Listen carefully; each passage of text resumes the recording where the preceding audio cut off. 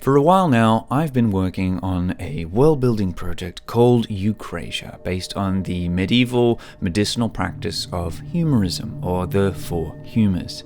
It's a project about a living planet of meat, bone, and organic structures, much like our own bodies, and the four dark sci-fi fantasy factions that live upon it as they face a rising mysterious plague.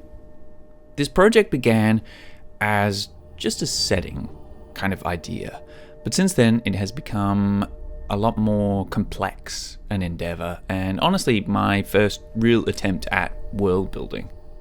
This project was also at the time meant to be a sort of meta ARG kind of series about game developers, or in itself a fake game like Vermis.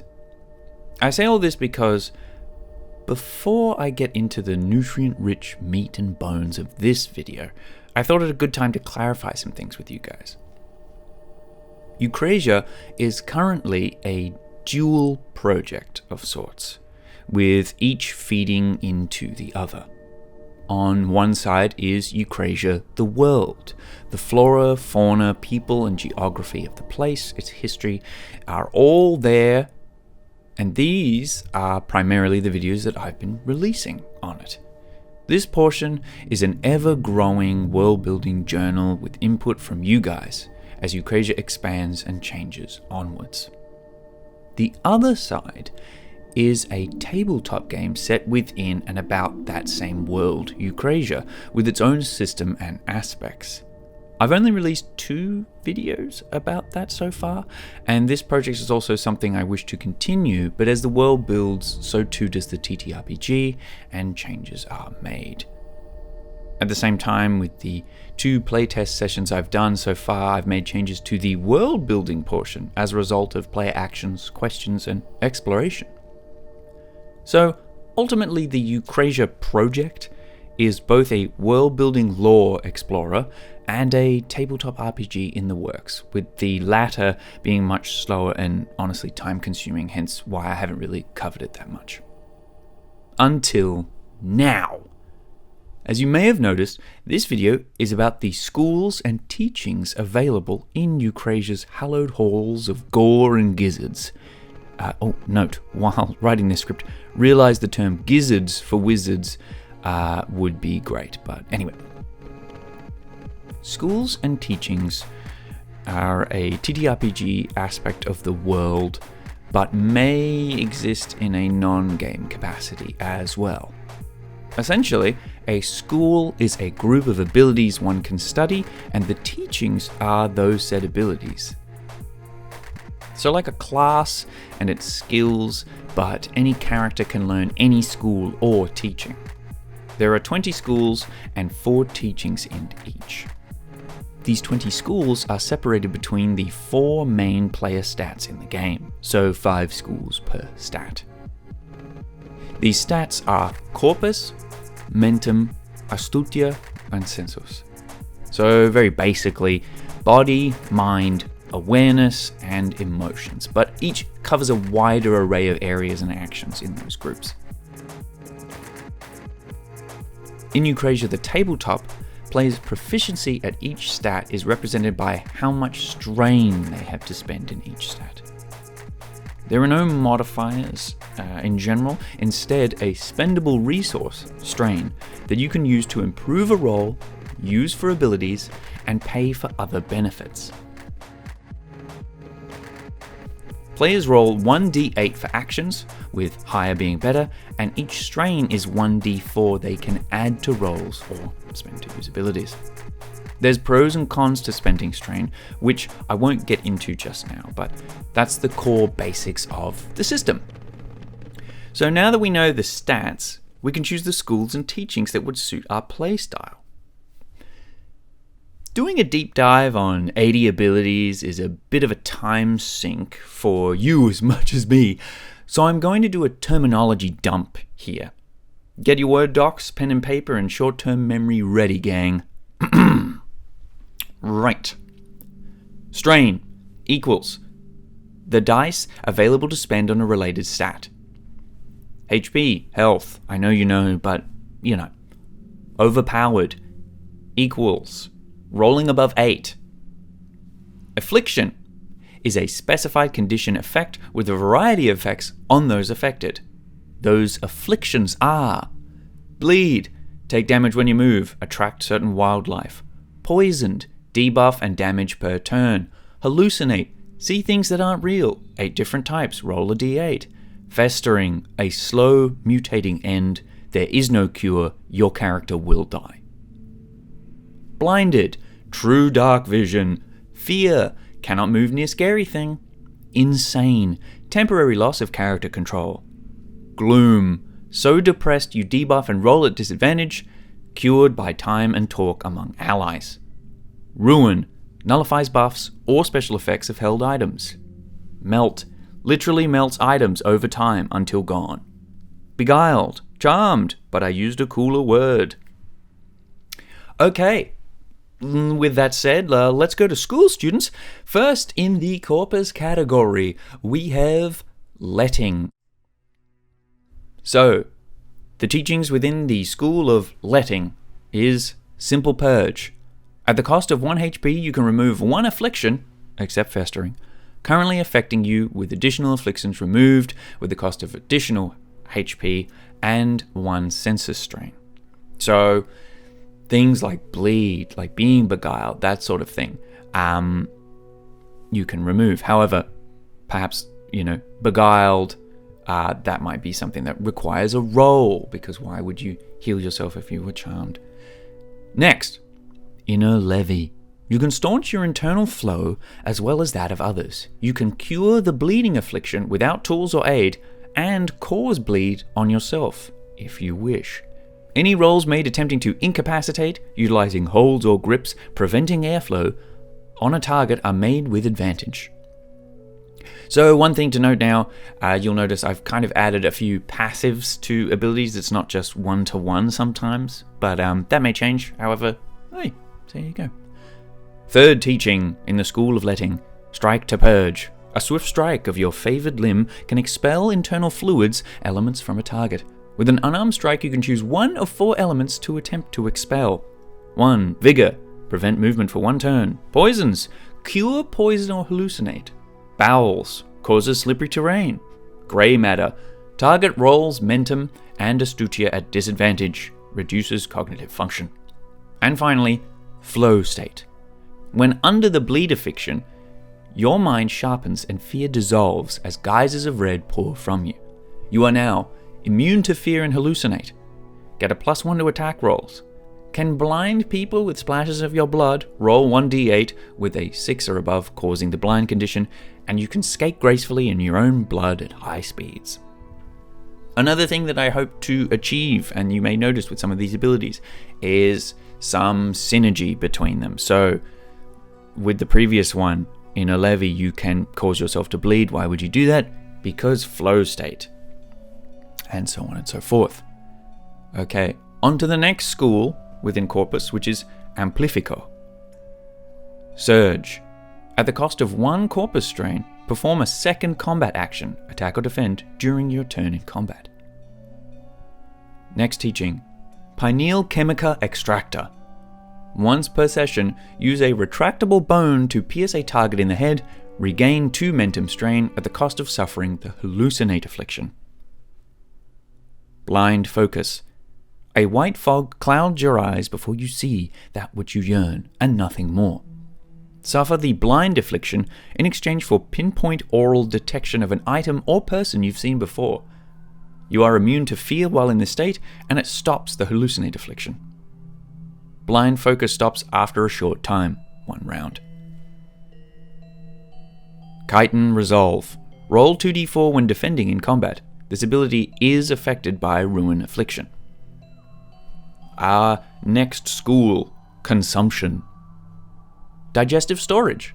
Consume a small item or weapon that allows +1 hidden inventory space. Roll 1d8 to retrieve. A failure 1 causes 1 damage. Flavor of Fate. Your saliva defies all reason, enhancing the taste of anything you eat. Roll 1d4 with the effect of anything eaten being increased upon rolling a 4. Ignore negative effects of food eaten when eating during rest. I have a cooking mechanic in the game. But yeah, anyway, eating is a thing. Ferrum dentata. Your teeth are now unbreakable. +1 to being intimidating. Gain a bite move when grappling an enemy. 1 damage per turn spent grappling. Regurgitate. Any item within your digestive storage, so previous abilities, is expelled from your mouth at high speed as a range attack. The item, weapon's effect, damage occurs on impact. So this might be something that you'll have to argue is specified in digestive storage, small item or weapon. So it can't be a large weapon. You're not puking claymores, as cool as that would be. But, hey, it's a hidden range attack. Our next school, Butchery. Flay Ignavos. From fallen untainted bodies, you can craft an effigy of Viscera to raise high. Create an effigy from a dead body. When in the 5-meter radius around the effigy, sentient beings must roll a 6 or above Astutia or suffer the fear affliction. Gather the meat. When killing creatures, animals, or other fauna, roll Corpus to see the quality of your meaty yields should you land the killing blow. Meat takes 1 inventory spot. So you could get tripe slime, which you can eat for HP, but you suffer gloom. 2 to 4 plain cutlets, that's just HP. A good flank gives you 1 HP and a Corpus strain. And the succulent brain on an 8, you eat to recover 1 strain for Mentem and Sensus. Our third teaching. Cleave. Any two-handed weapon you wield cleaves through nearby melee targets on 6 or above attack rolls. So, damage chip. And finally, Anatomy of Breaking. Roll Sensus 5 or above to be able to target a specific limb on a target in combat. Next attack causes the associated effect. Can't attack same limb more than once. So for arms, if hit, they can't retaliate next turn. On 8, causes bleed affliction. Retaliate is hitting back when you get attacked. It's a different mechanic, and it's like I've built in an opportunity attack system even when you roll. So instead of missing attacks, it just gives the enemy an attack. So when you go into combat, there is just hitting. There's a lot of fighting. For hitting legs, move slower, less distance. On 8, can't move next turn. And head, dizzy, attacks wildly. Attack rolls 4 or below, hit allies. 5 and above, intended target for 2 turns. And the final school of Corpus is absorption. Gelatinous padding. Your skin temporarily softens upon severe impacts with a layer of coagulated mass. Once per session, excess body mass absorbs all 4 damage from a height before deflating. Marinate. Like a sponge, you soak up liquidous elements and afflictions and have them serve you. Your body can absorb liquids only 1 type at a time to store and excrete at will at short distance. Liquids that cause afflictions, like poison, must be endured to absorb. Afflicted for its full duration, no curing. If knocked prone or having fallen from a height, upon hitting the ground you indiscriminately expel any stored liquid. Retain air. You can hold your breath and swim underwater in liquids for hours. And finally, Leech's Embrace. Once per session, you may grapple a bleeding target, draining the blood directly from their wound, engorging yourself. Roll 1d4 to see how much blood you soak up. On a 1, it's a sip. They are disturbed and move immediately from you. 2, a mouthful. Their bleed affliction begins again, so resets. 3, gulp. They suffer the gloom affliction. And 4, chug. 2 damage, they suffer the gloom affliction. While engorged, any previous stored liquids are expelled and you move slower. Onwards and upwards, we now enter into Mentem. So we have our school, the Script Bearer. Carver of Symbols. There is power in symbols, binded in carvings and harnessed by memory. Draw a symbol and attach a word to it. This symbol means this word and is only known to you and those you teach it to. Any who see your symbol and act upon it beware, run, attack as examples, gain advantage to the first roll acting upon that information. Next, Cogitatio Chata. A thin binder of Sladorba membrane bound to a synaptic quill. Embedding this quill into a target's flesh will transcribe their thoughts upon the membrane's pages. Roll Astutia 6 and above to stick the quill into an unwilling target without them noticing. If the quill falls or is removed, the connection breaks. The quill must be retrieved to use again or wait a day for another quill to grow from the membrane. Grimoire Malediction. Speak the Wound Tongue's dialect, an ancient blessing at the cost of malediction. Enchant a weapon or item at the cost of 3 Mentem strain with the ability to inflict the Ruin affliction. And finally, Scripture of the Nine, Deciders of History, Teachers of All. Retrieve the Sacred Charter and carry it proudly, speaking aloud the writings of the Phlegmat's chosen council. Using an equipment slot, one-handed, carry this scripture and speak it. While equipped, as an action, spend a strain from one of your stats to an ally's corresponding stat within earshot. If afflicted with fear, prior or during that same turn of the reading, you are no longer afflicted by fear. You are immune to gloom as long as you have read from the scripture on that turn. So essentially you can send strain to other allies that they can spend. Our next teaching, Biomancy. Conjure column. Call from the earth a tall column of meat, 2 meters high, in front of you. Durable enough to block ranged attacks, but can only withstand 3 melee damage. Additional column requires Mentem strain to conjure. Digestion trap. Touch a cadaver to prime it for sudden acidic popping. Should anyone touch this cadaver, it causes it to violently bubble, leaving a pool of acid which causes the melt affliction. This also completely dissolves the body. Oculus and oral shifting. You have the ability to move the placement of your eyes or mouth along the surface of your body. Depending on its use, this may provide a bonus to sight or deception. And Song of Fusion. At the cost of 5 HP, fuse 2 living creatures together to form a new being.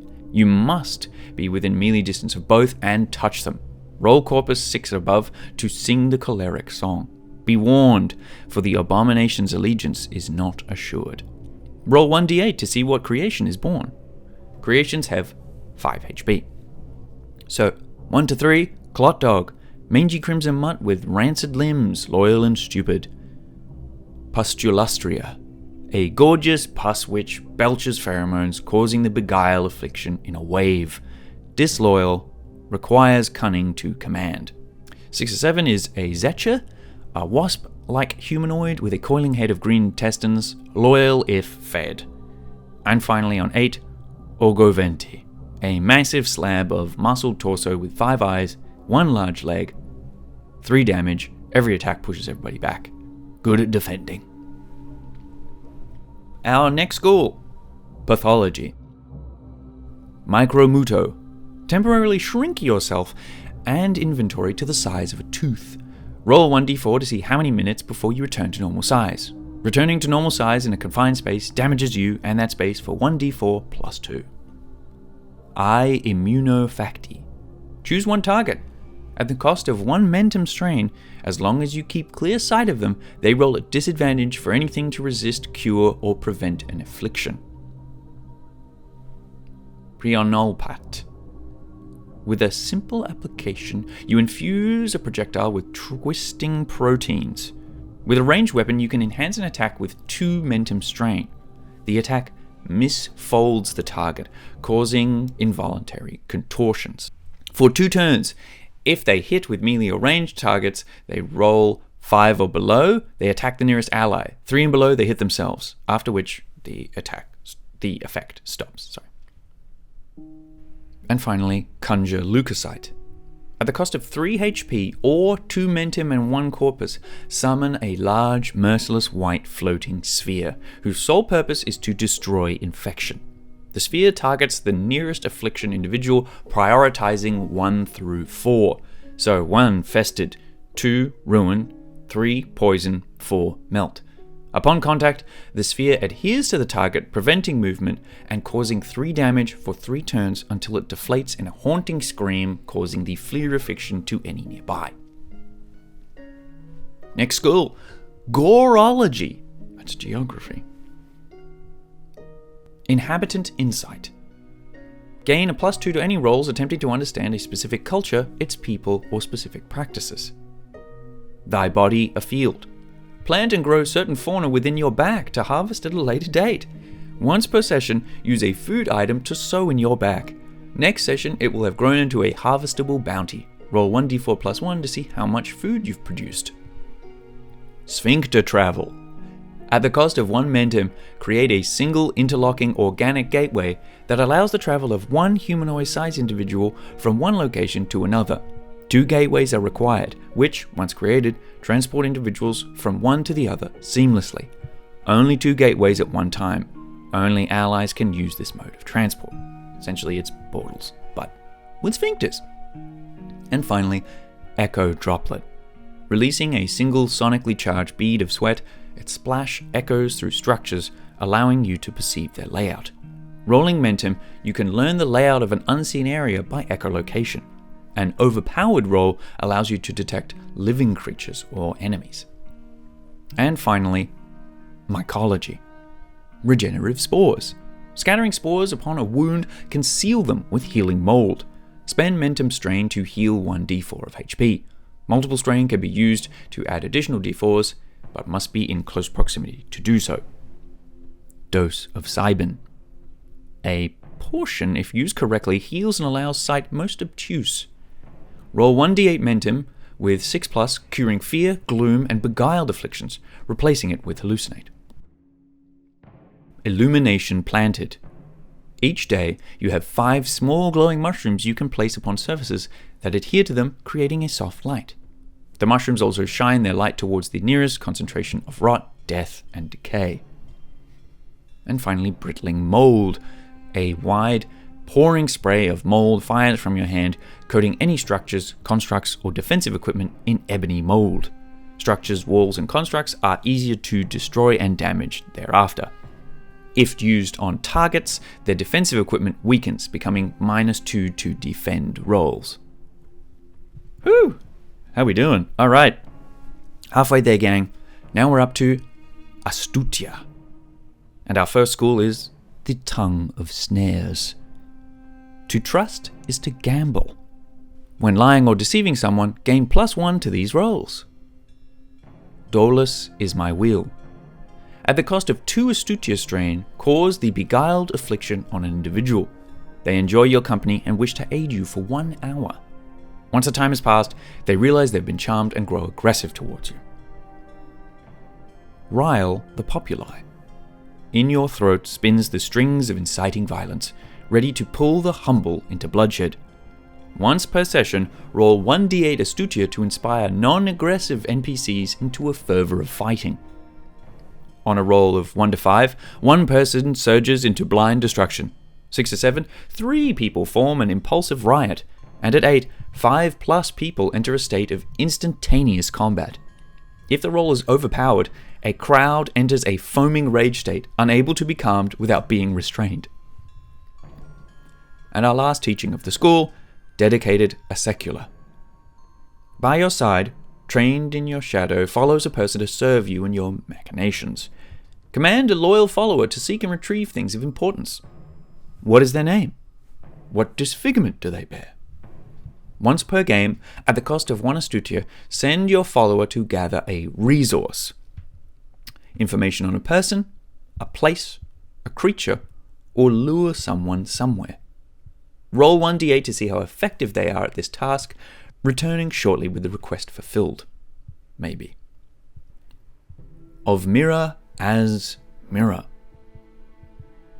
I foresee reflection. Once per combat, when defending, before the enemy attacks, announce what their attack roll will be exactly. If it falls upon that number, you retaliate, doing double damage. We suffer the same. If you are able to inflict the same affliction to a target that they have to you immediately after, your affliction duration is shortened by half. Flickering Silhouette. When a target misses a range attack upon you, at the cost of 1 sensus, they lose sight of you, convinced you are now behind them. They cannot target you on their next turn. And Shine of Duplication. At the cost of 3 Astutia strain, create translucent copies of light in your image. Those around you must roll Sensus 6 and above, or be tricked, unsure which is the original. Each duplicate has 1 HP and cannot physically interact with things. They copy your actions and stand around in a circle. This ability costs 4 strain if in an area with no light. Our next school is Artistic Supremacy. Creative Expressions. Once per session, you can create an artistic item that bears enough value to be traded for an item or weapon. How do you express your art, painting, music? And then roll 1d4 to establish its worth, either being simplistic, well-liked, admirable, or a rarity. The economy in the TTRPG that I have right now is just bartering exchange, so things only have 4 types of value. Hidden in Beauty. You can craft a disguise for battle or bureaucracy from liquid matter. Tell the GM which disguise you wish to make, camouflage or society. Roll Astutia to see the quality of your disguise. For camouflage, it increases stealth by +1. For society, it increases acts of persuasion or information gathering by 1. Only 1 disguise can be worn at one time, and it takes up 1 inventory slot. A Mind's Canvas Protects. At the cost of 1 Mentem, choose one of the effects of the Hallucinate affliction.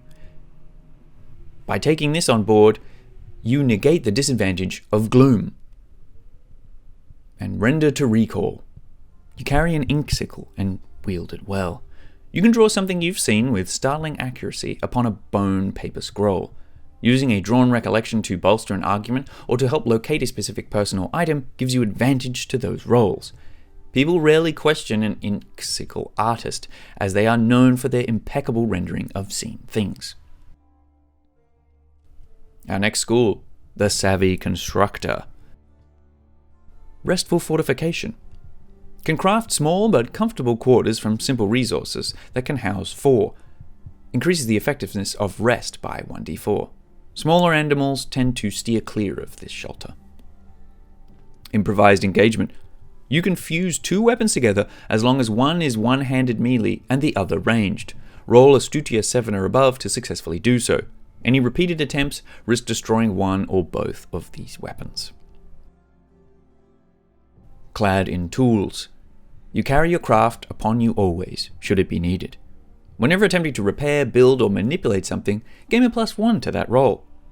When affected by Ruin, roll 1d4. On a 3 to 4, you resist affliction.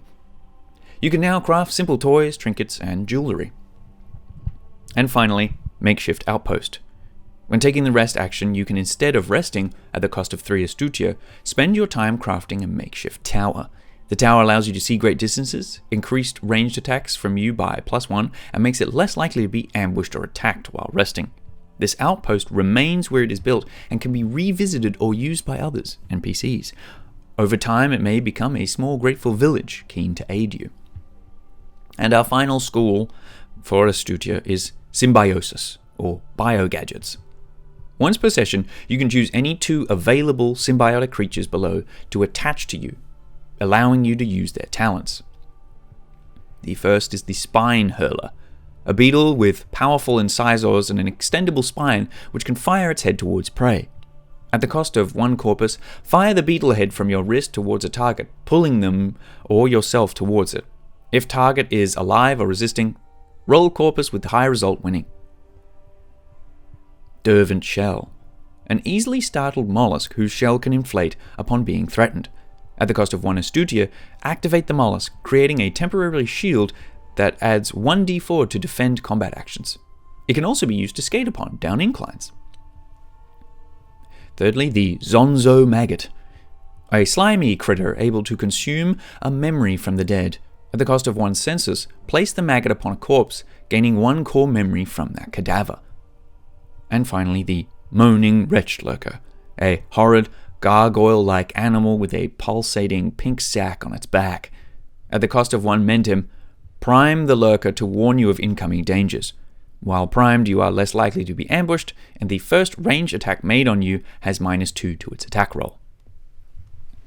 And finally, our last group of schools under Sensus. Cerebrum Diver.